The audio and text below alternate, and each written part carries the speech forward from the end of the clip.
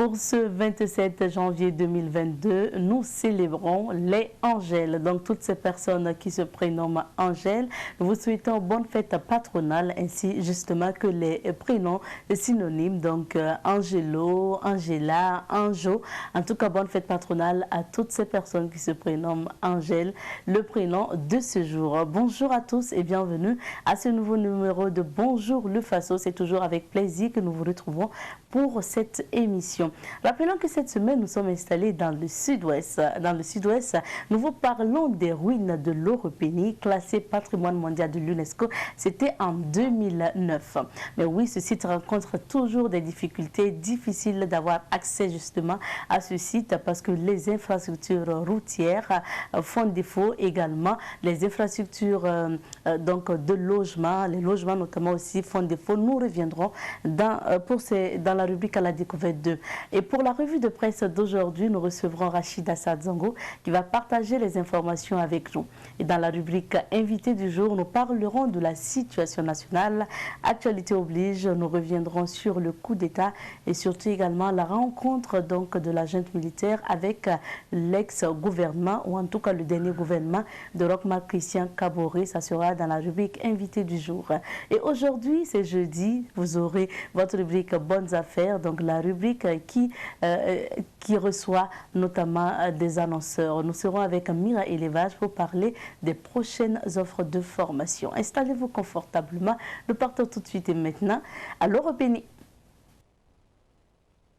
Ruines de l'Oropénie, nous y sommes confortablement installés pour vous faire découvrir ces ruines. Il faut tout simplement aller à 500 km donc de Ouagadougou au sud-ouest pour découvrir ces ruines classées patrimoine mondial de l'UNESCO depuis 2009. Aujourd'hui, nous allons vous inviter à nouveau d'écouter justement donc de suivre notamment l'élément de Sibline Akelsé, donc un élément qu'il a réalisé sur les ruines de l'Oropénie. Aujourd'hui, il revient justement sur les difficultés. On y va et on revient pour la suite. Pour maintenir les touristes ou visiteurs, le conseil municipal et les ressortissants ont au programme des projets de construction d'infrastructures d'hébergement. Il y a beaucoup de projets, pas au niveau de la commune, mais des ressortissants. Il y a beaucoup de projets de construction des infrastructures d'accueil. Voilà, comme je l'ai dit, c'est des projets. Pour Siepoda, ces projets verront le jour si et seulement si le gouvernement arrive à bitumer la route nationale numéro 11 reliant Gawa à Banfora. Surtout, ce qui va galvaniser ces gens-là à réaliser les projets, c'est la réalisation du goudron, c'est-à-dire la RN11. Voilà, si ce projet venait à voir le jour, ça pouvait en tout cas aussi galvaniser ceux qui ont des projets de construction d'infrastructures d'accueil. Voilà, donc je profite de votre micro pour dire que la commune de l'Oropénie, qui est située sur la RN11, attend beaucoup par rapport à la réalisation de ce goudron, de la RN11. La commune de l'Oropénie étant une commune rurale, a des moyens très limités.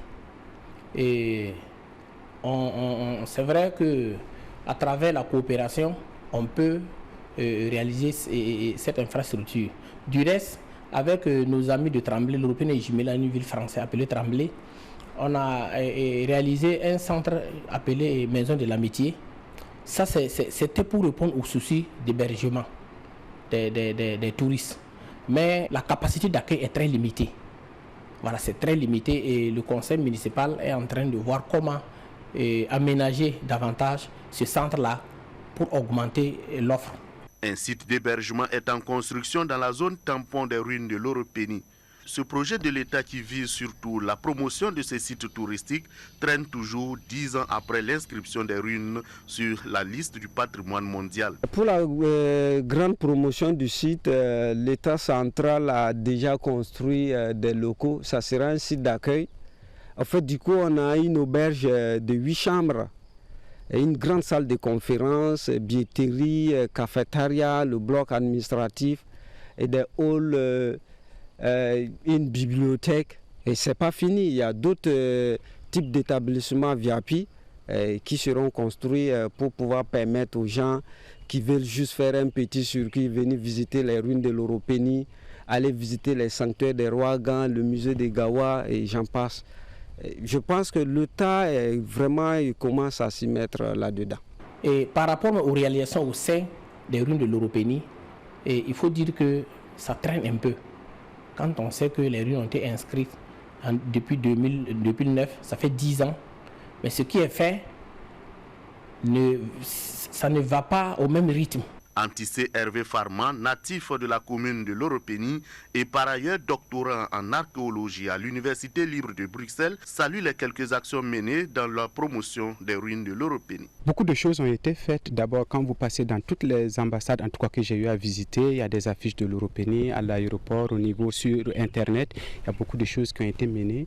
Au plan scientifique, il y a eu déjà un colloque, il y a eu une campagne de recherche. Bon, je veux dire, bien sûr, après l'inscription des ruines, en 2012, il y a eu un colloque sur les ruines. Il y a eu un projet de recherche sur 5 ans et moi, ma thèse porte sur des sites qui sont dans la périphérie des ruines. Donc, il y a quelque chose qui est en train de bouger à ce niveau. Donc la connaissance scientifique elle est importante pour la promotion des ruines et aussi au niveau purement touristique, ça bouge beaucoup au ministère de la Culture parce qu'il y a des infrastructures qui ont été réalisées sur place, des infrastructures d'accueil, d'hébergement, etc., etc. Et aussi une salle de conférence, du magasin, il y a du matériel par exemple de recherche archéologique. Il y a des locaux qui peuvent accueillir le matériel, les vestiges qui sortent par exemple. Ça c'est un gros effort que l'État burkinabé a fourni et pour la promotion de ces ruines-là. Oui, mais qu'est-ce qu'il faut faire pour en tout cas pérenniser cela et consolider d'ailleurs sa promotion? La consolidation, comme l'indiquent les directives, en tout cas ce que suggère l'UNESCO, c'est de travailler à maintenir, voire améliorer l'authenticité et l'intégrité, mais surtout la valeur universelle du bien. Ça veut dire faire en sorte que l'état dans lequel le site a été inscrit ne se dégrade pas si on ne peut pas l'améliorer. Voilà, au moins le maintenir en l'état. Et deuxièmement, c'est d'accroître par exemple la visite ou l'attractivité du site, voilà, avec une autre stratégie de communication et voilà, pour attirer davantage de touristes. Alors, qui dit touristes parle de retombées aussi pour le pays parce que voilà, c'est ceux qui viennent de l'étranger. Ils prennent des avions, ils se logent dans des hôtels, ils louent des véhicules, ils se restaurent. Donc tout ça concourt quand même à apporter des dividendes au pays. Alors, et au niveau purement local, la collectivité territoriale aussi peut mener des actions, notamment de plaidoyer auprès des investisseurs pour la réalisation d'infrastructures qui va concourir à offrir un meilleur cadre d'accueil et de séjour à l'Européenne. Le maire Siepoda attend de la part de l'État la réalisation du projet Ruines de l'Europénie. C'est l'occasion pour moi de plaider auprès de l'autorité centrale pour la mise en œuvre du projet un grand projet appelé projet Ruines de l'Europénie, où le ministère du Tourisme a eu à avoir plus de 50 hectares de terrain pour un grand projet. Et si ce projet venait à voir le jour, ça allait permettre aux privés de réaliser des hôtels. Donc c'est pour dire que ce projet appelé Ruines de l'Europénie, s'il venait à voir le jour, ça pourrait être ouvre de soulagement pour la commune de l'Europénie. Les ruines de l'Europénie, vieilles de 1000 ans, occupent une superficie de 11 130 mètres carrés. Les descendants des concepteurs et des bâtisseurs de la forteresse peuplent actuellement les villes de Bouna et de Bondoukou au nord-est de la Côte d'Ivoire. Le défi des conservateurs qui sont au Burkina, c'est de valoriser ces ruines et d'enseigner sa valeur aux générations futures. Cela passe par un engagement franc du gouvernement et des autorités locales après l'euphorie de la reconnaissance internationale. Nous disons merci à Siblina Kelsey pour cet élément sur les ruines de l'Europénie, classé patrimoine mondial de l'UNESCO depuis maintenant 13 ans, puisque c'était en 2009. Nous vous invitons tout simplement au sud-ouest pour justement visiter ces ruines de l'Europénie. C'est important donc de pratiquer le tourisme interne. Pour la suite de cette émission, nous allons marquer une petite pause musicale, le temps de retrouver Rachida Sadzongo pour la revue de presse et je vous laisse aux soins de Mariette. N'abandonne pas, c'était là le titre de cette chanson. Oui, c'est important. Quelles que soient les difficultés, il faut tout simplement foncer, surtout espérer réussir.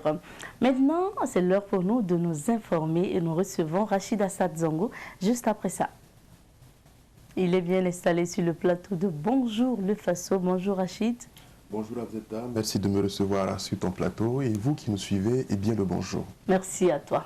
Alors Rachid, nous sommes tout à toi pour la lecture des différentes unes. Merci, et justement je m'en vais entamer la lecture de la une des journaux que nous avons pu parcourir ce matin avec le journal Le Quotidien.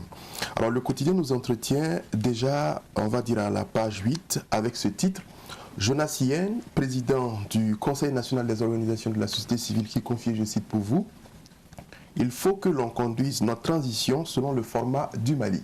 Voilà, un entretien accordé à Jonas Yen qui peut être parcouru en entièreté, comme je l'indiquais à la page 8. Autre sujet avec toujours le quotidien, et cette fois-ci nous sommes à la page 3.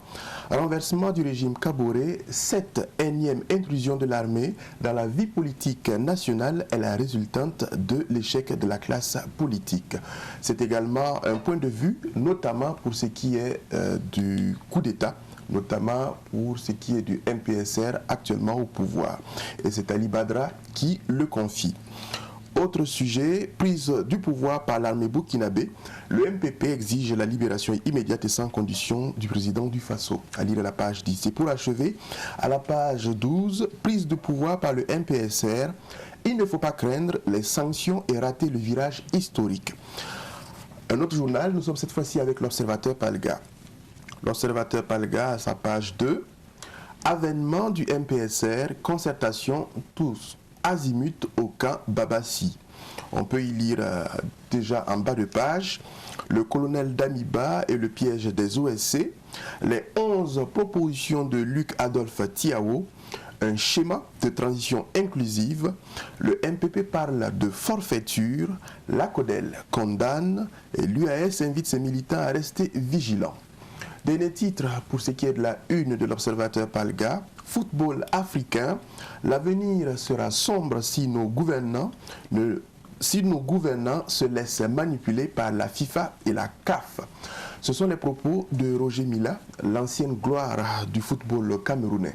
Un entretien qui lui a été accordé, qui peut être parcouru en entièreté à la page 15 de l'Observateur Palga du jour.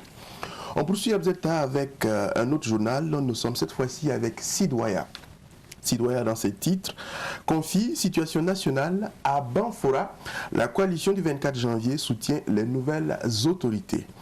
Dans sa rubrique Au coin du palais, Sidoya nous apprend, arrondissement 7 de Bobo, le dossier de 3000 parcelles renvoyé au 21 février 2022.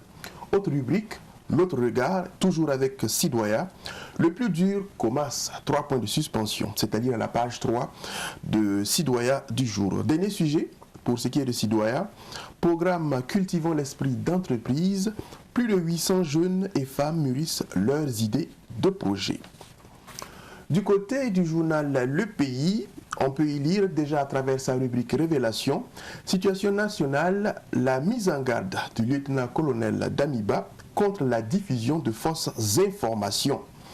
Et puis, alimentation et bien-être, faut-il faire attention à la betterave? C'est une interrogation posée et vous pourrez en savoir davantage à la page 19. Je ne sais pas si Abzeta connaît bien la betterave. Bien sûr. D'accord. Ça se mélange à la salade. Merci. Toujours avec le pays du jour, CAN Cameroun 2021, il faut que ça cesse. 3 points de suspension. La page 8 vous entretient à ce sujet. Toujours avec le pays, coup d'État au Burkina, le mouvement RP3R félicite le MPSR. Les 11 recommandations du RPD, l'UAS appelle à la vigilance. La CNDH pour la levée de la suspension de la Constitution.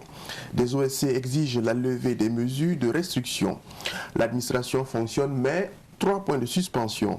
La CODEL exige le rétablissement de l'ordre constitutionnel normal. Et pour achever, le MPP exige la libération immédiate et sans condition de Roch Kaboré. Des sujets à la une du journal Le Pays. Nous sommes cette fois-ci avec Aujourd'hui au Faso qui titre à sa une « Pandémie de coup d'État en Afrique de l'Ouest et sortie d'Evgeny Prigojine de Wagner ». Que gagne le Sahel dans cette guerre soft power Russie contre France-UE? Interrogation posée pour en savoir davantage, la page 4 vous entretient. Burkina Faso, le lieutenant-colonel Damiba donne des directives aux ex-ministres, à lire à la page 6. Roch a pu parler à Ouattara, Macky Sall et Bazoum, c'est-à-dire à la page 3. Diffusion de fausses informations sur les réseaux sociaux, le MPSR met les auteurs en garde.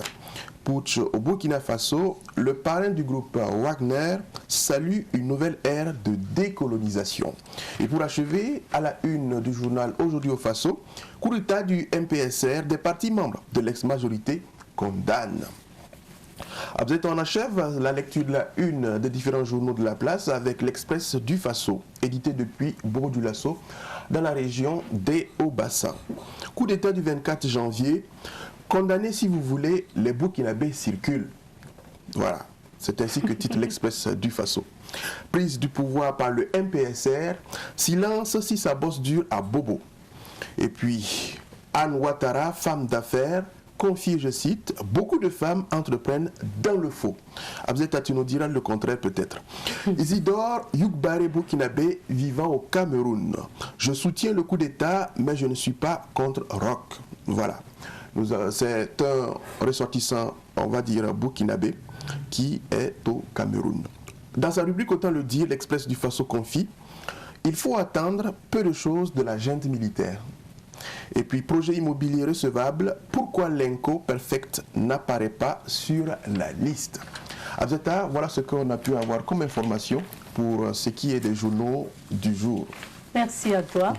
Et bien sûr, retour sur quelques sujets d'actualité. Pour commencer, le lieutenant-colonel Paul-Henri Sandaogo Damiba, on va dire que c'est le nouvel homme fort donc, du Burkina, ou la star actuelle au Burkina Faso.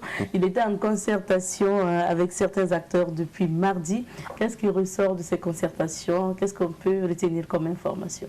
Merci bien, Abzeta. Déjà, il faut préciser que la presse n'a pas été conviée à ces différentes rencontres, à ces différents points d'échange.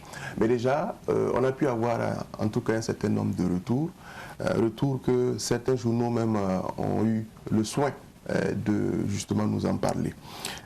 Comme tu l'as dit, on se rappelle que déjà mardi dernier, le lieutenant-colonel Paul-Henri Sandaogo Damiba, le chef du mouvement patriotique pour la sauvegarde et la restauration, donc le MPSR, a rencontré les secrétaires généraux et des différents ministères au niveau du camp Babassi à Ouagadougou.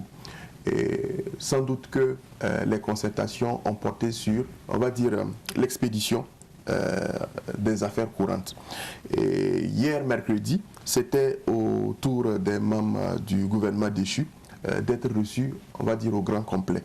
Et ce fut aussi, on va dire, le même scénario pour les responsables des corps paramilitaires. On citera par la police municipale, les eaux et forêts, la police nationale, la douane et naturellement la garde pénitentiaire. Alors, comme je l'ai dit, déjà avec les secrétaires généraux, sans doute que les échanges ont porté sur l'expédition des affaires courantes, quand on sait bien sûr que le gouvernement est dissous. Donc les orientations sans doute ont été également confiées à ces secrétaires généraux-là par rapport à ce que le MPSR a comme, on va dire, ambition. Probablement qu'aussi avec, on va dire, la hiérarchie militaire, c'était peut-être pour s'assurer l'allégeance de l'ensemble des chefs militaires et préciser aussi les orientations et nouvelles directives de ce que justement va entreprendre le MPSR. Avec le gouvernement dissous, selon en tout cas certaines indiscrétions, les échanges ont permis de rassurer les membres du gouvernement déchu que les personnes qui sont entre les mains de la junte sont en bonne santé physique.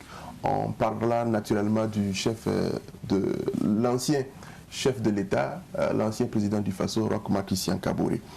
Et les mêmes indiscrétions font observer que les échanges en tout cas ont été menés dans une certaine courtoisie durant pratiquement 1 heure de temps. Et l'équipe gouvernementale aurait été invitée, voilà, toujours pour ce qui confie ces indiscrétions-là, l'équipe gouvernementale a été en tout cas invitée à ne pas poser des actes tendant à poser en tout cas un obstacle pour ce qui est de la démarche, on va dire, de la junte.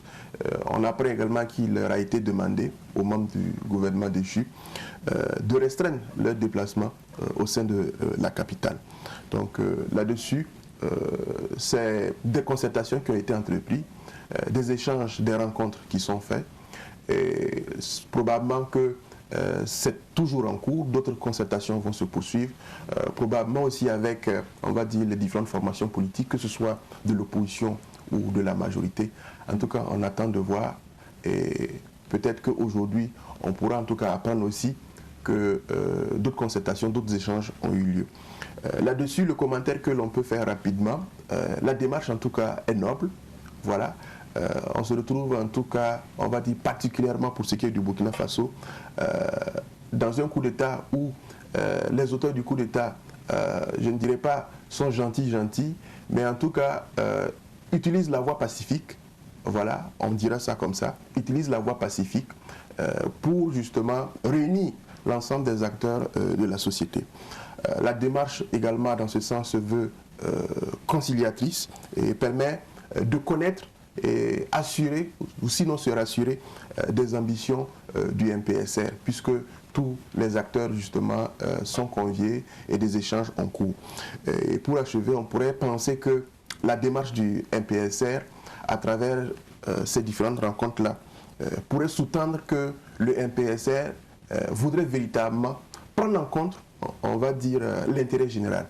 Voilà, parce que rencontrer ces différents acteurs-là, les écouter et leur faire part justement de leurs ambitions, cela pourrait justement, comme je l'ai dit, sous-tendre que le MPSR prend à cœur l'intérêt général. Et si c'est le cas, tant mieux. C'est ce que justement aspirent les populations burkinabées. Bien sûr. Alors, de l'autre côté aussi, on voit qu'il y a des mouvements qui donnent de la voix et qui condamnent pour certains ce coup d'État. D'autres disent observer tout simplement la situation. Tout à fait, vous êtes assez bien cela. Et depuis pratiquement le jour de l'annonce du communiqué à travers la télévision nationale, les condamnations n'ont pas en tout cas manqué. Et elles ont toujours cours. C'est vrai qu'au plan local, il y a des organisations, à la fois de la société civile comme des formations de partis politiques qui condamnent. On prendra pour exemple le cas de la CODEL qui condamne, la CNDH pour parler de la Commission nationale des droits humains qui également condamne.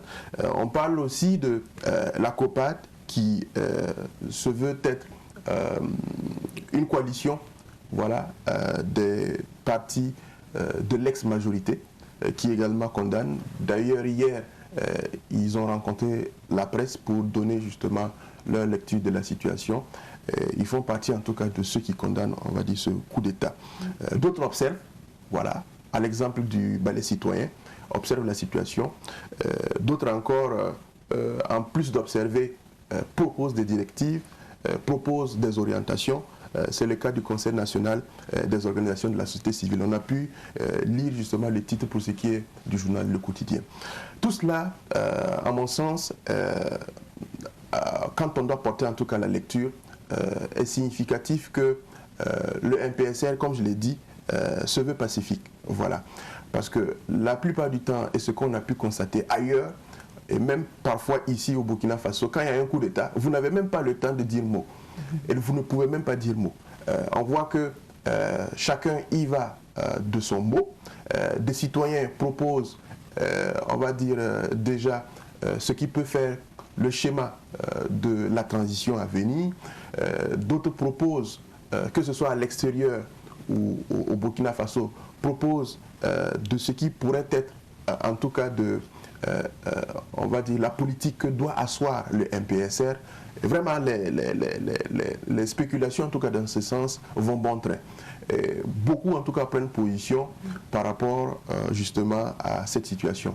Qu'à cela ne tienne, je pense que, quel que soit en tout cas le bord auquel on appartient, formation politique, OSC ou autre, ce qui importe, c'est de faire en sorte qu'on puisse passer cette étape-là dans une certaine paix, dans une certaine accalmie.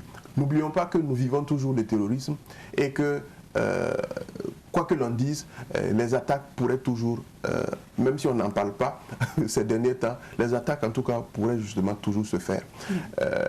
Hier, ou sinon depuis le début de la semaine dernière, on a pu apprendre que du côté de la Côte d'Ivoire, pays ami et voisin, a reçu un contingent de déplacés, ou sinon, je dirais, de réfugiés burkinabés.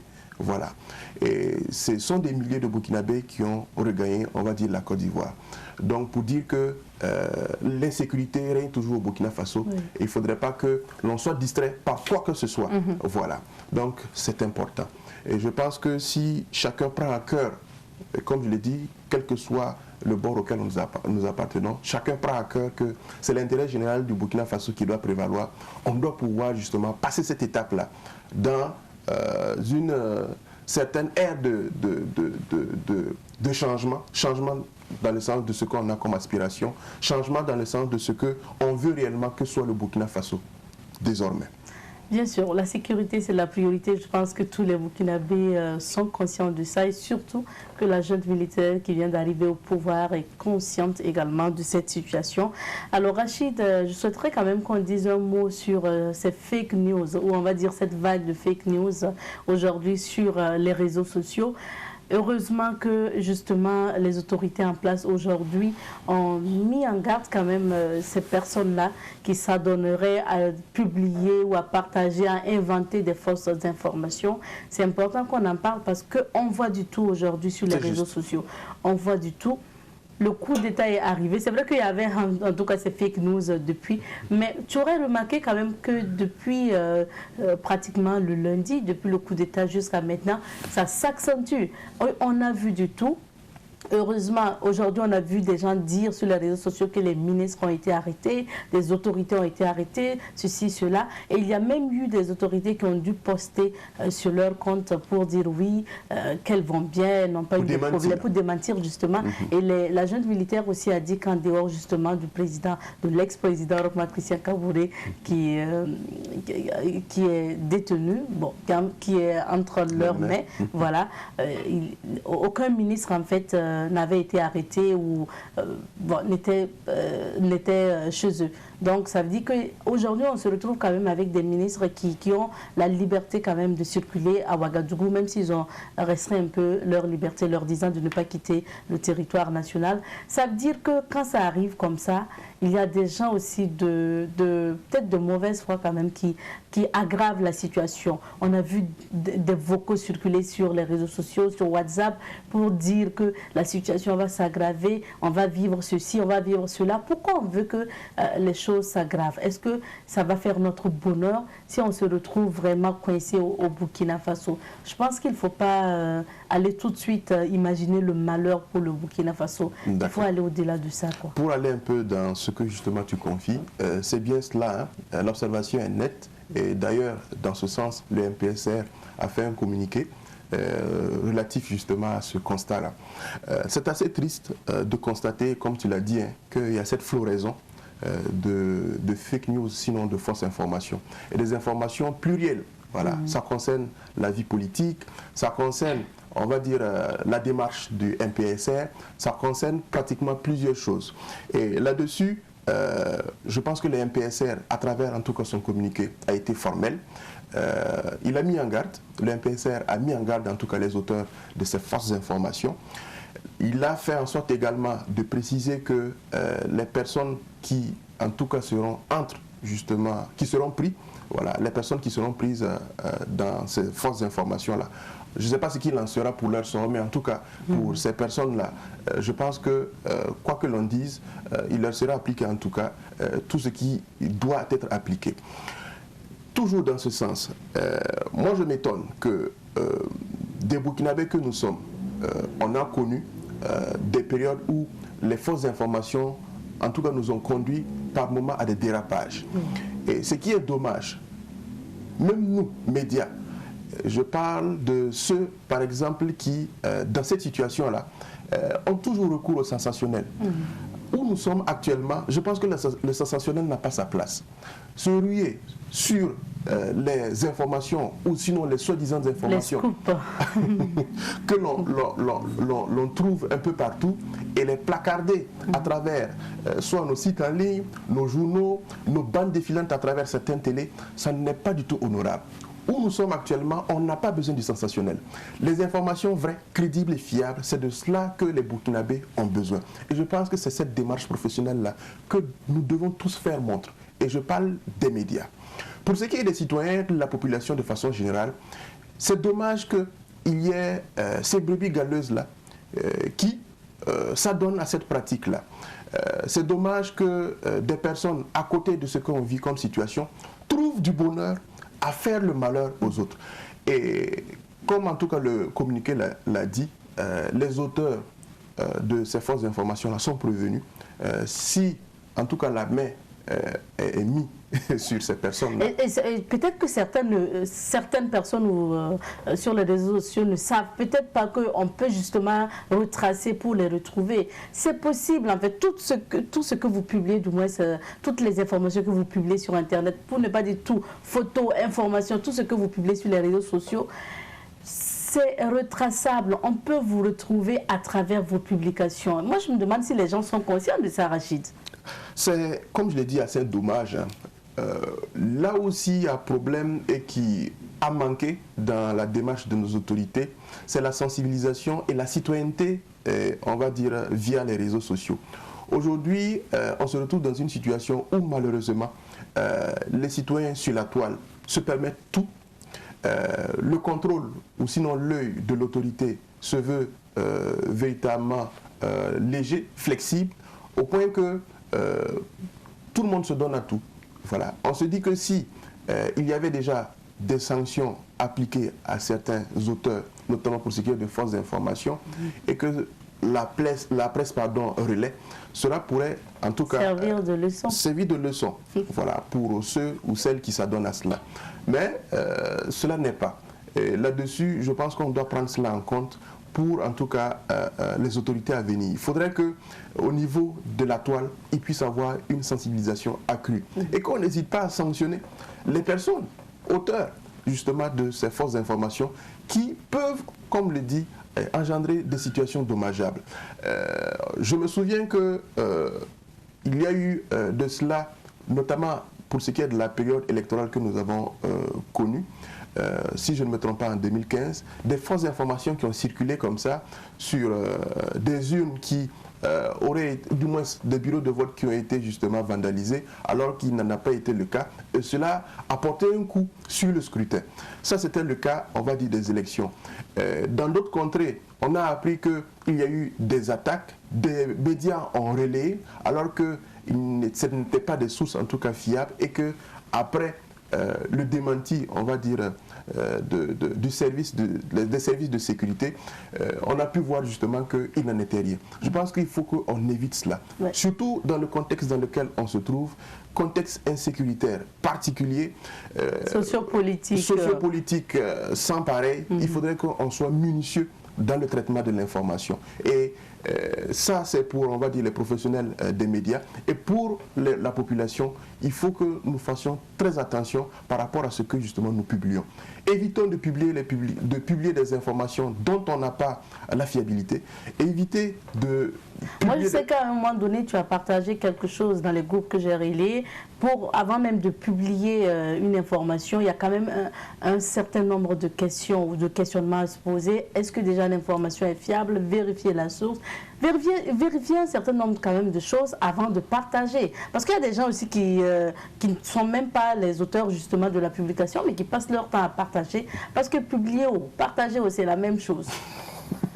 C'est contribuer à relayer la fausse information. C'est bien cela, Abzeta. Et malheureusement, beaucoup ne mesurent pas le risque. Voilà, que l'on court tous à publier justement des informations dont on n'a pas la fiabilité. Et comme je l'ai dit, en tout cas, nous sommes tous et toutes interpellés, que ce soit les médias ou de façon générale la population. Évitons en tout cas de partager, publier des informations dont on n'a pas de sources fiables. Merci. Voilà. Vous êtes prévenus. En tout cas, le parquet militaire a avisé à travers ce communiqué, ne publiez pas. On peut vous retracer si vous publiez des fausses informations. Et puis voilà. Merci à toi Rachid, tu restes avec nous, nous allons te raccompagner avec la météo du jour. La société IP+ vous offre la météo des affaires.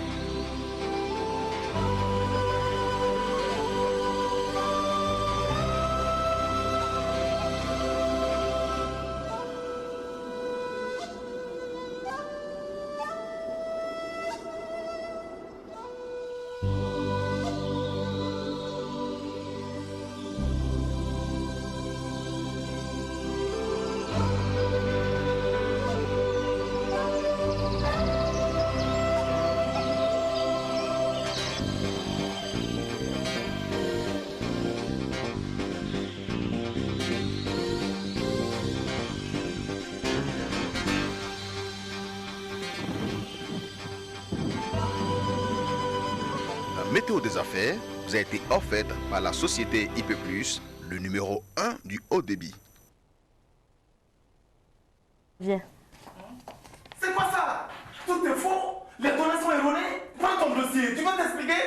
Va-t'en! Tu es viré!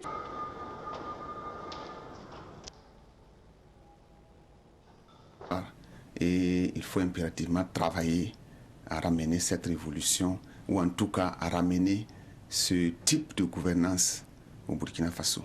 La révolution ou le type de gouvernance ou la révolution, c'était beaucoup de choses en même temps.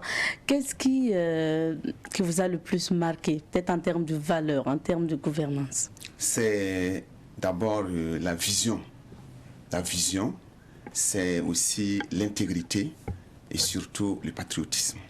Quand vous conjuguez ces trois valeurs dans un pays, dans une équipe dirigeante, gouvernementale, même si tout le monde n'était pas dans la même dynamique du sacrifice, quand même le président Sankara et certains hommes autour de lui incarnaient le patriotisme, la vision, le rêve, l'intégrité, si bien qu'ils ont rebaptisé le Burkina Faso pays des hommes intègres. Il faut justement souligner que vous êtes donc au poste au centre universitaire donc de Gawa, département de gestion du patrimoine culturel et touristique. Alors, Monsieur Ouedraogo, vous êtes écrivain également. Vous avez écrit Le rêve burkinabé. Alors, le rêve burkinabé, justement, c'est ce trouvage que je tiens. Et il y a bien sûr la photo du capitaine Thomas Sankara, bien sûr, en couverture donc, de votre écrit. Et vous avez écrit « Révolutionne ta vie » en tome 1, 2 et 3. Quelles seront les thématiques que vous abordez au niveau de vos écrits? Ok, la thématique centrale, c'est la révolution de la mentalité, le changement de conscience, le changement de paradigme. Parce que je suis arrivé à la conclusion que si le Burkinabé souffre, si les Burkinabés passent par des crises énormes, ce n'est pas un défaut de position géographique, ce n'est pas un défaut d'atout naturel. C'est vrai, le Burkina Faso, on aime le dire, est mal loti, mais moi, après analyse, je me rends compte que c'est un défaut de conscience des hommes. Nous ne savons pas valoriser le milieu que nous avons, nous ne savons pas valoriser donc le patrimoine national dans son ensemble. Donc tous mes écrits, que ce soit le rêve burkinabé, je montre que au Burkina Faso, on peut nourrir un rêve puissant qui doit être le tremplin pour le développement à tous les niveaux. Et dans mes écrits aussi, que ce soit Révolution ta vie, tome 1, tome 2, tome 3, j'aborde des comportements ou encore une mentalité que le jeune burkinabé doit avoir. Quelle mentalité le jeune burkinabé doit s'armer pour pouvoir faire face aux défis socio-économiques, doit donc s'armer pour frayer le chemin du succès. On sait que vous faites aussi dans le coaching. Est-ce que c'est à travers uniquement des écrits ou bien vous partez aussi, vous donnez des conférences, des communications? Je fais des écrits, c'est vrai, mais je fais assez de conférences. Pour la révolution de la mentalité, le coaching. Je fais donc de la motivation aussi. J'ai une page Facebook où j'anime des directs chaque semaine. Chaque dimanche à 20h, c'est ma page Facebook. J'anime donc des directs et c'est un cœur à cœur avec donc mes abonnés pour toujours travailler à amener les jeunes à être responsables. Beaucoup de jeunes aujourd'hui aiment critiquer, aiment pointer du doigt les dirigeants politiques et autres. C'est vrai, nos dirigeants politiques ne sont pas souvent dans la dynamique du développement. C'est la politique donc des fins partisanes égoïstes. C'est vrai. Mais est-ce que la jeunesse aussi est responsable? Est-ce que les jeunes payent le prix? Quand un jeune élève, étudiant, qui a le bac ou la licence, me dit qu'il est chômeur, qu'il attend donc de faire les concours, mais je dis qu'il a besoin d'être conscientisé, il a besoin d'un coaching pour savoir que le capital intellectuel qu'il a acquis pendant 10 ans, 13 ans à l'école, il doit le mettre à profit pour dompter son milieu, pour se faire de l'emploi, sinon même employer d'autres personnes. Et c'est quoi votre adresse Facebook? Peut-être qu'il y a des gens qui sont intéressés, qui veulent suivre les directs. Voilà, ici. donc merci pour la question. C'est Dr Hyacinthe W. Ouedraogo. S'ils cliquent Dr Dr Hyacinthe W. Ouedraogo, ils vont tomber donc sur ma page Facebook de coaching parce que j'ai un centre de coaching pour ça. Nous allons parler maintenant de ce groupe d'initiative dont vous êtes membre fondateur, groupe d'initiative pour la refondation de la patrie. Pourquoi avoir décidé, avec bien sûr les autres membres, de créer ce groupe? Ok, merci bien pour cette question.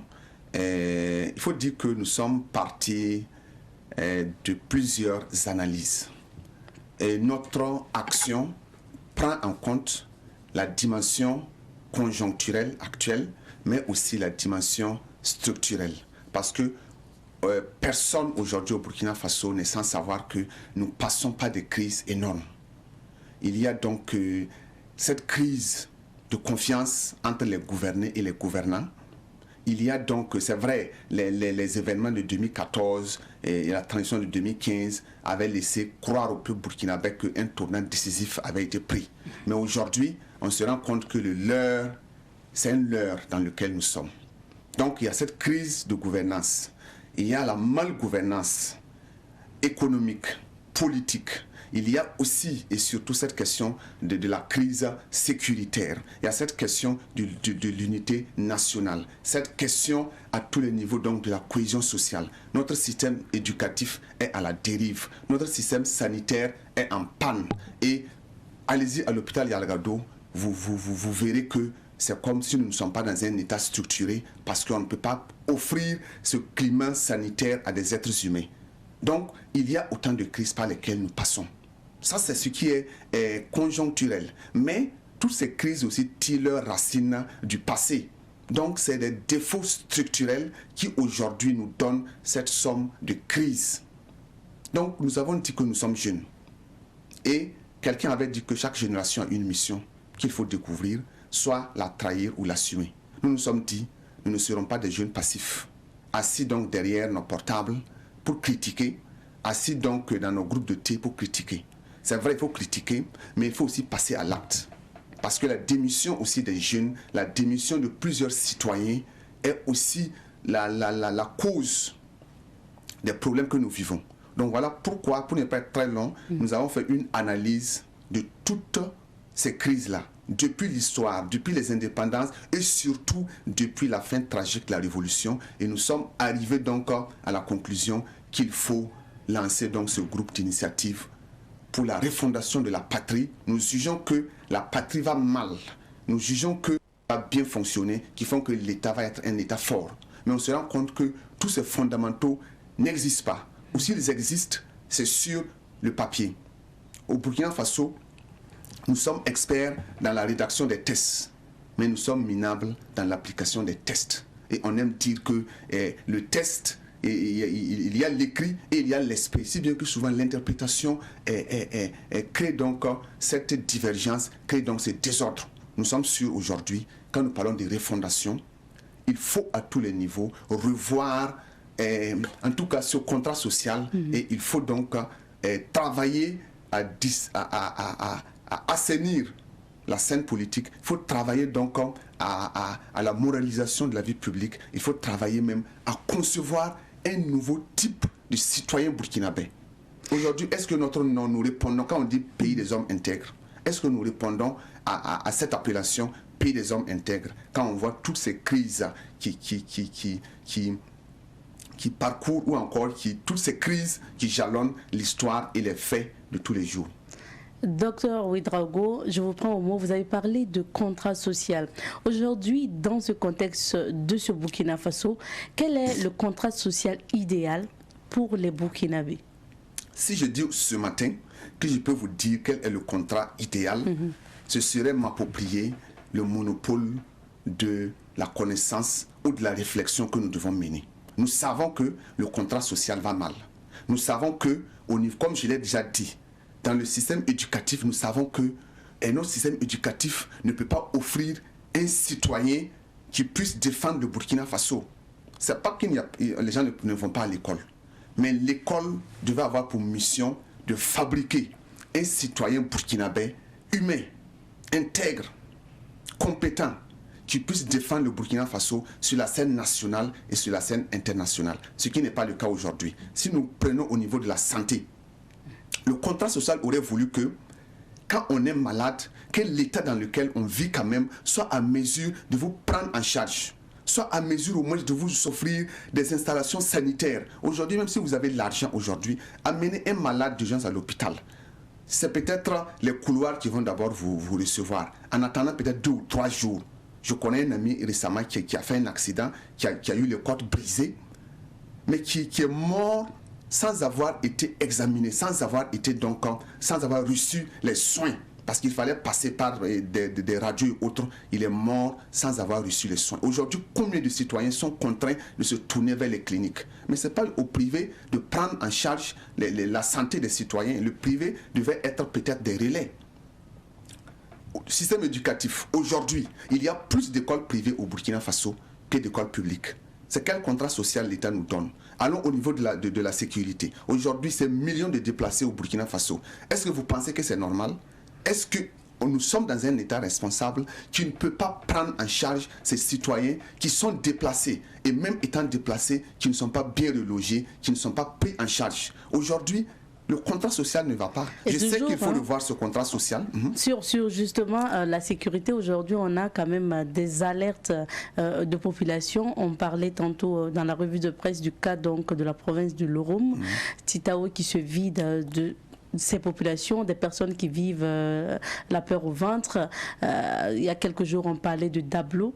C'est juste, est-ce que aussi la mission des autorités, des gouvernants aussi, c'est pas justement d'assurer la sécurité des Burkinabés? C'est ça. Moi, je crois que la première mission d'un pouvoir, c'est de sécuriser les populations, de veiller sur l'intégrité du territoire. Sinon, il n'y a pas de patrie. Une patrie sans territoire, une patrie sans population, je ne sais pas ce que cette patrie peut représenter. Et aujourd'hui, tous les signaux sont au rouge. Et si quelqu'un se pose aujourd'hui la question de savoir est-ce que dans 1 an, dans 2 ans, la patrie va exister, ce n'est pas une question fortuite, ce n'est pas une question non-sens. Aujourd'hui, je crois que les pouvoirs, ceux qui nous dirigent, doivent revoir. C'est vrai, il y a assez de missions qu'il faut assurer. Mais la première mission, quand on a prêté serment, c'est pour veiller sur le peuple. C'est pour veiller sur l'intégrité territoriale. Et si ces missions-là ne sont pas assurées, assumées, alors l'autorité doit se poser des questions de son rôle exact. Voilà pourquoi nous parlons de contrat social. Et quand il y a un contrat aussi, il y a bien sûr certainement 2 parties. Pour qu'il y ait un contrat, il y a les gouvernants, mais il y a aussi les gouvernés. Parlons maintenant justement de la population ou du citoyen, quel que soit le niveau où il se trouve. Hein. Quelle doit être aussi la contribution de ce citoyen-là pour justement aussi redorer le blason de ce contrat social dont on parle aujourd'hui? Donc je vais répondre à cette question en 2 étapes. La première étape, c'est que c'est à l'État même d'inculquer une mentalité, un paradigme aux citoyens. À ce niveau, l'État a failli. Aujourd'hui, quand on crie que les jeunes sont inciviques, les jeunes sont irresponsables, c'est vraiment, j'en veux aux jeunes, je vais en venir à ça. Mais j'en veux d'abord à l'État. Parce que l'être humain, là, c'est un produit. Nous sommes tous le produit d'une société. L'être humain est un produit social. Nous sommes le fruit de notre moule familial, notre moule social. Aujourd'hui, qu'est-ce que la famille au Burkina Faso offre à l'enfant comme éducation? Qu'est-ce que le système éducatif ou l'État offre à la jeunesse comme éducation? Mais l'enfant, quand vous prenez 100 enfants qui sont nés dans des conditions d'éducation macabres, vous êtes parti pour 20 ans après avoir 90 jeunes qui se comportent mal. C'est vrai que certains, par leur discipline personnelle, peuvent, en dépit donc de la mauvaise éducation, bien se comporter. Mais si vous avez un mauvais système éducatif, une mauvaise société, il est évident aujourd'hui qu'est-ce que la télévision donne comme éducation aux enfants. On passe le temps à montrer des scènes macabres, c'est les images obscènes qu'on montre à la télévision et on veut après ça qu'on ait un type de citoyen responsable. C'est difficile. L'autre côté, comme vous l'avez dit, le citoyen aussi, à partir du moment où il est un citoyen majeur, doit s'imprégner des réalités de son pays. Doit être, parce que l'être humain n'est pas un animal. C'est l'animal qui se laisse conduire à l'abattoir. L'être humain doit accepter et se former, aller à l'information, être une personne compétente. Et c'est ce que je dis aujourd'hui. On remarque que dans la société burkinabé, le citoyen est irresponsable. Il s'attend à ce que le pouvoir en place ou les dirigeants politiques fassent tout pour eux.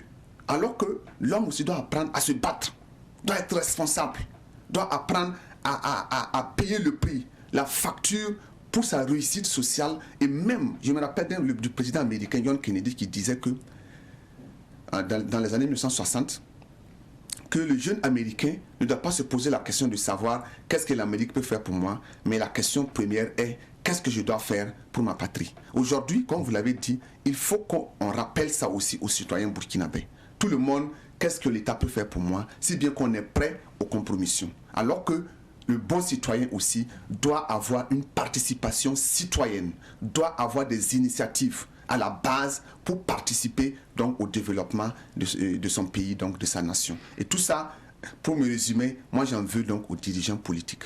Sankara avait dit que le développement passe par la mobilisation. Le développement passe par l'engagement, l'implication. Aujourd'hui, on a l'impression que les gens pensent que le développement est chaud, il doit venir du sommet. Mais le développement qu'on peut avoir de façon réelle et durable, c'est le développement participatif, où tous les citoyens sont impliqués dans la recherche de solutions et aussi dans l'application de ces solutions. Ce à quoi on assiste aujourd'hui, vous l'avez souligné plus haut, c'est justement cette crise de confiance entre les gouvernants et les gouvernés, entre population et autorité.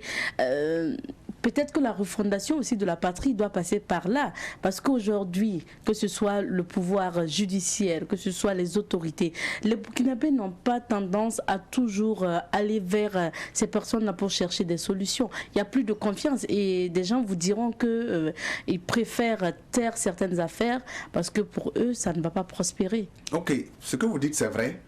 Nous, dans notre dynamique de ce groupe d'initiative pour la refondation de la patrie, c'est mettre sur la table l'arme de la réflexion.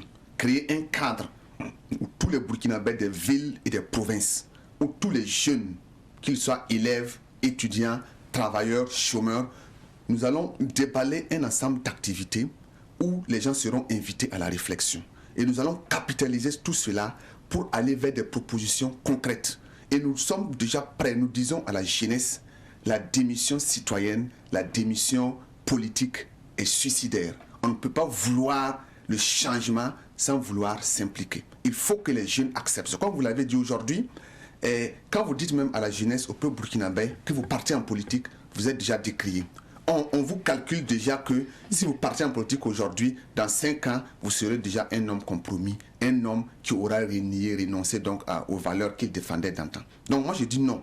Il faut qu'on apprenne aussi à se faire confiance, à accepter d'aller dans le champ politique avec les armes d'intégrité, avec les valeurs qu'on veut défendre. Sinon, ça sera un terrain qu'on va toujours laisser à des gens sans vertu et la conséquence sera toujours la malgouvernance. Parce que si beaucoup vont en politique pour des fins partisanes égoïstes, il faut que d'autres qui n'ont pas donc ce penchant-là, qui pensent que les idées sankaristes peuvent être appliquées, peuvent être remises sur la table, réadaptées au contexte actuel-là. Il faut que ces personnes aussi acceptent s'engager en politique. Vous avez lancé officiellement ce cadre d'initiative pour la refondation de la patrie le 15 décembre passé et vous avez parlé tantôt d'activités que vous avez menées. Est-ce que vous avez déjà élaboré un programme? Le programme est en cours de conception. Qui sera composé de quoi, notamment? Principalement des conférences, des panels.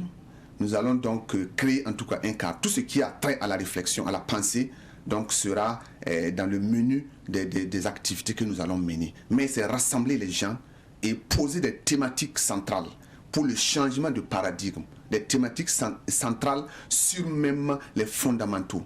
Qu'est-ce qui ne va pas au Burkina Faso et vers quoi nous devons aller? Et tout le monde donc sera consulté, la jeunesse intellectuelle, donc la chefferie, donc les autorités, tous ceux qui pensent qu'ils peuvent apporter quelque chose seront consultés. Et à l'issue de ça, nous verrons qu'est-ce qu'il faut faire pour mettre en place, du moins mettre et de rendre applicables ces décisions ou encore ces idées qui seront formulées. Donc, principalement des conférences, des cadres de débat, des panels, assez d'échanges, voilà. Mais c'est l'arme critique de la pensée, donc on aime dire la réflexion prospective qui va donc nous permettre de savoir qu'est-ce qu'il faut pour notre patrie. Docteur Ouedraogo, est-ce qu'aujourd'hui justement le Burkina est dans une dynamique de réconciliation nationale, on parle de réconciliation nationale et le forum en principe doit se tenir en janvier. Alors, est-ce que les activités donc, de votre cadre d'initiative vont contribuer pour cette réconciliation nationale? Oui, nous allons aussi réfléchir sur cette question de la réconciliation nationale. Mais ça ne se fera pas de façon conjoncturelle. Il faut remonter les faits. Pas souvent, c'est comme je l'ai dit, est-ce que souvent les politiques veulent appliquer ce qui sera proposé? Nous venons de sortir des assises nationales de l'éducation. Il y a eu assez de propositions qui ont été prises. Même si l'ensemble, même si ces assises ne peuvent pas permettre une réforme profonde, néanmoins, ces idées qui ont été émises là, si elles étaient appliquées, auraient permis quand même de révolutionner profondément ou encore sensiblement le système éducatif. Mais on passe par des assises, on passe par des échanges, les idées sont émises, mais après, voilà, c'est dans les tiroirs qu'on les range. Qu'est-ce qui sortira de ce forum? Pas qu'il n'y aura pas de belles propositions, mais seront-elles appliquées? Parce que nous ne sommes pas dans la dynamique seulement de proposer des idées pour les balancer aux autorités. Si elles vont les appliquer, Dieu merci. Mais si elles ne vont pas les appliquer, nous sommes une jeunesse responsable. Notre engagement n'a pas de limite. Et nous verrons qu'est-ce qu'il faut faire pour que les autorités pratiquent ces idées-là ou bien pour que nous créions le cadre pour les appliquer nous-mêmes. Quels sont justement les autres membres de ce cadre? On a vu Adama Siguri. Si, donc nous sommes actuellement au nombre de 7 personnes, mais déjà nous travaillons sur une charte qui va permettre l'adhésion de tous ceux qui vont adhérer donc à, qui vont se sentir dans cette charte-là. Parce que il y a des fondamentaux, c'est des valeurs que nous devons incarner, c'est un idéal, une vision que nous devons avoir. Voilà, on ne vient pas dans ce cadre-là pour se frotter les mains. Non, nous n'avons pas d'argent à proposer à quelqu'un, nous n'avons même pas de fonds.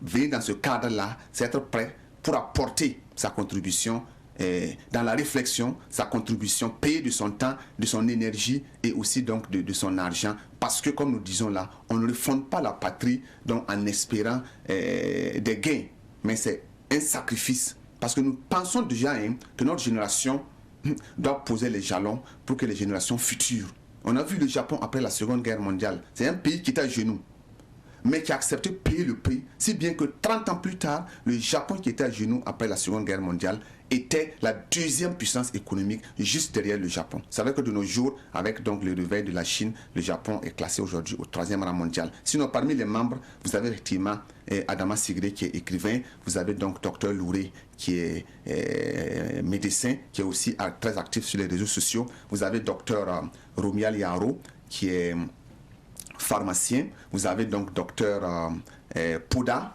qui est en tout cas dans le domaine de la santé. Voilà. Et vous avez Monsieur Dipama et Monsieur Dipama, vous avez donc Monsieur Zagré, okay. Donc qui est un spécialiste donc des sociétés d'État. Nous sommes 7 personnes, mais nous pensons que dans les semaines à venir, nous serons 700, nous serons 7000, nous serons 7 millions, nous serons donc tous les Burkinabés pour une réflexion mûrie, une réflexion qui va triompher des mots qui minent et qui ébranlent actuellement la nation burkinabé, notre chère patrie. Merci docteur, notre temps est terminé.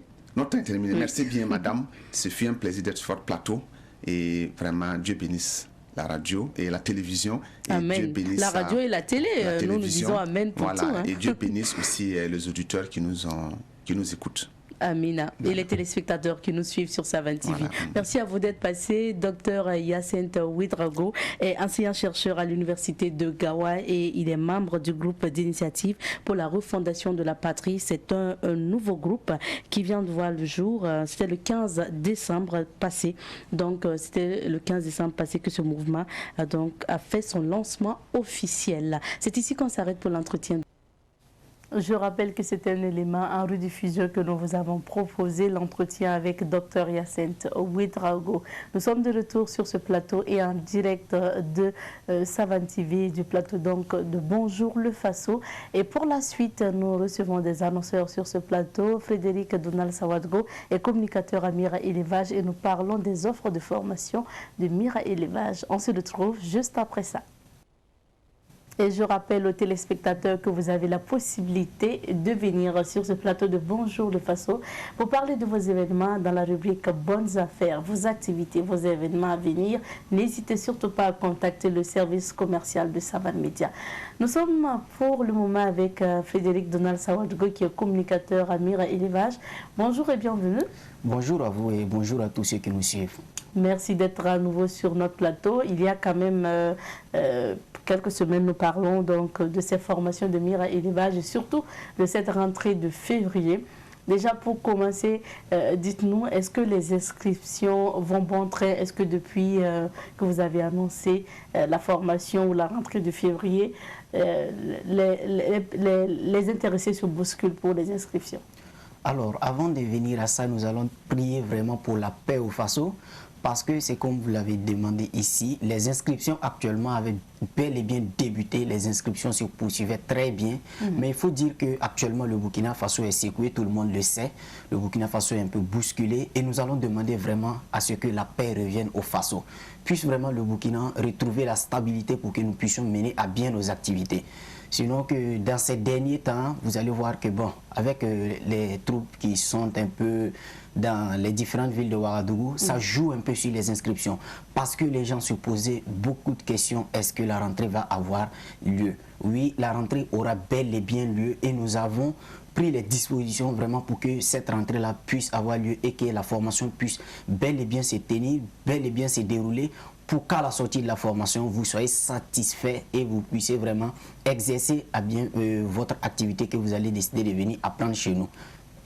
Quand on parle de Mira élevage, tout de suite on voit l'élevage et surtout l'élevage de la volaille, mais il y a autre chose. Est-ce que vous pouvez... Aujourd'hui, on sait que Mira élevage a mis au point le centre donc CIFEA. Est-ce que vous pouvez plus nous parler donc de ce centre et de Mira élevage? Oui, pour parler du centre de CIFEA, c'est un centre qui a vu le jour l'an passé. C'est-à-dire qu'au début, nous avons commencé par la formation en fabrication de couveuses et la formation en aviculture, c'est-à-dire l'élevage de la volaille. Mais par la suite, nous avons vu qu'il fallait que nous faisions appel vraiment à d'autres métiers de la main parce que la jeunesse n'a pas besoin seulement de pratiquer l'élevage, c'est pas tout le monde. Il y a vraiment des activités que la jeunesse peut mener, il y a des activités vraiment dans lesquelles tout le monde peut entreprendre et puis réussir. Donc pour cela, nous avons mis en place le centre CIFEA, Centre international de formation en entrepreneuriat agricole. Et vous allez voir que dans ce centre-là, ce sont des formations au métier de la main, à savoir l'agriculture, la soudure, à savoir aussi la fabrication et pose de grillage, à savoir l'audiovisuel. Et il y a également le marketing digital dans ce centre de formation, sans oublier la plomberie sanitaire que nous faisons aussi dans ce centre de formation. Alors c'est un centre dans lequel vous allez retrouver les métiers de la main que nous avons cités ici et bien d'autres métiers que vraiment nous avons mis en place pour que ceux-là qui n'ont pas aussi envie d'entreprendre dans l'élevage puissent trouver leur compte vraiment avec nous. Parce que nous avons remarqué que la jeunesse a besoin vraiment d'entreprendre. Mais il faut qu'ils entreprennent dans un domaine précis. Entreprendre dans un domaine précis, nous avons des formations adaptées vraiment à vos besoins. D'accord.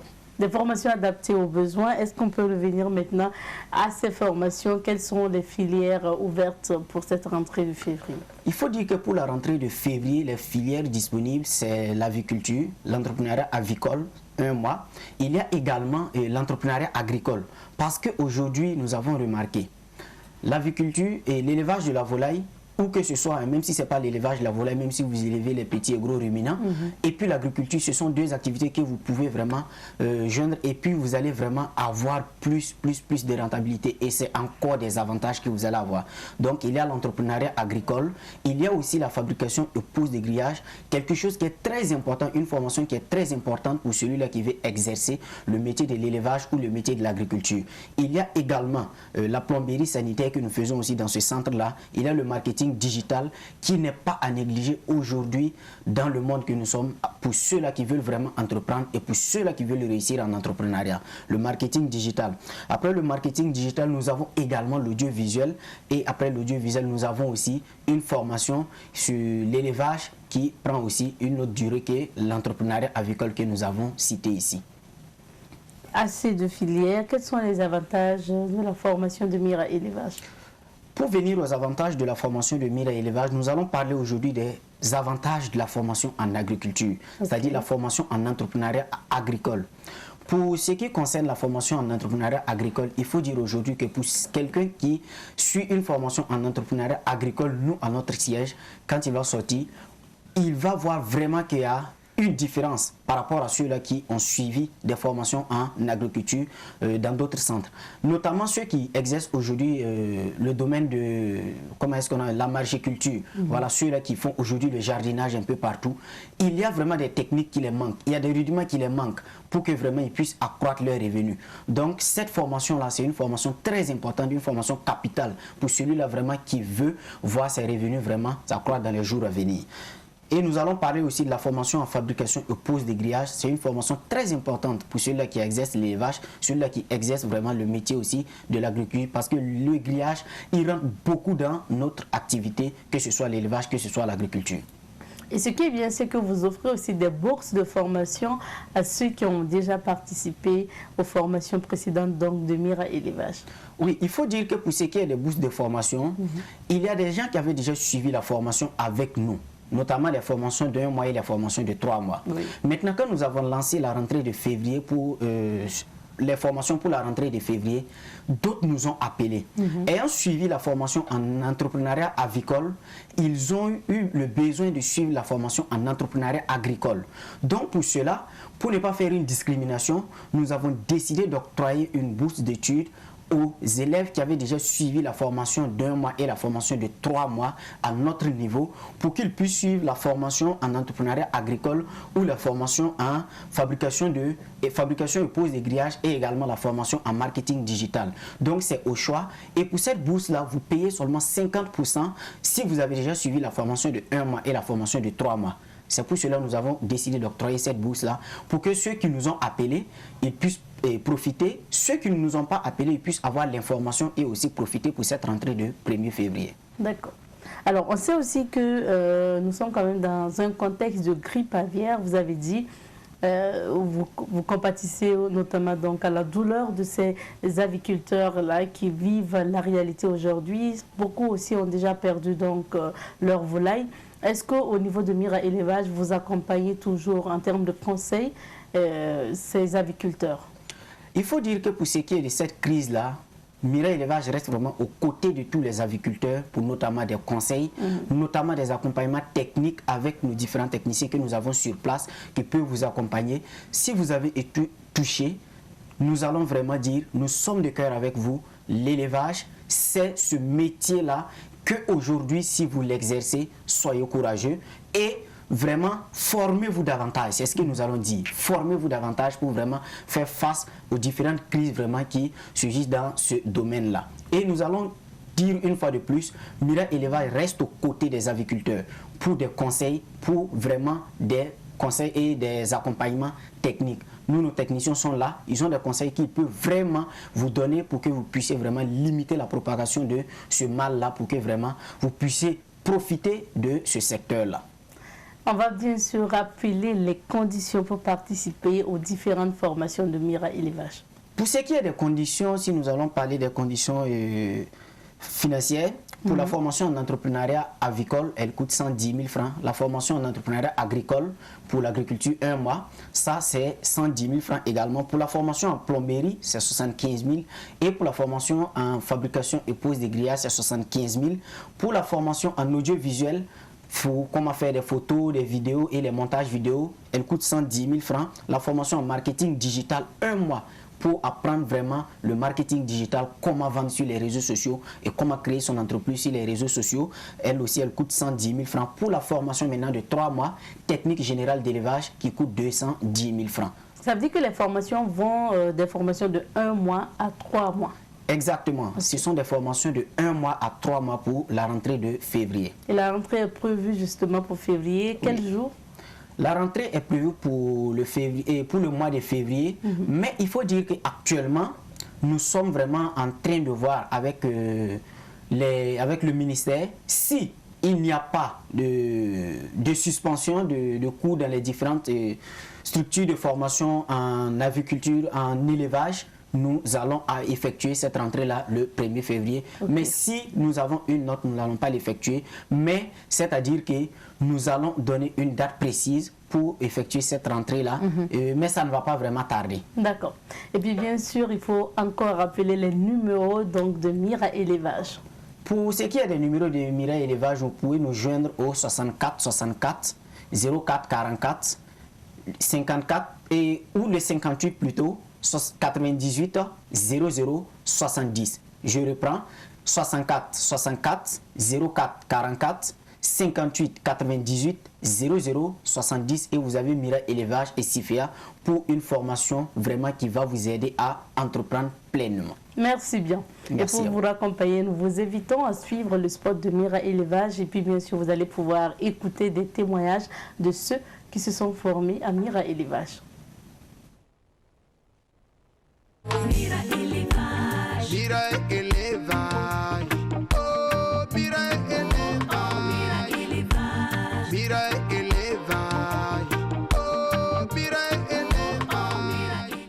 Je suis Nia Waïdou, je viens de Léo. Avant de venir à Mira Élevage, j'étais étudiant à l'université de Koudougou, SVT. Entre-temps, j'ai vu que les études seulement ne suffisent pas.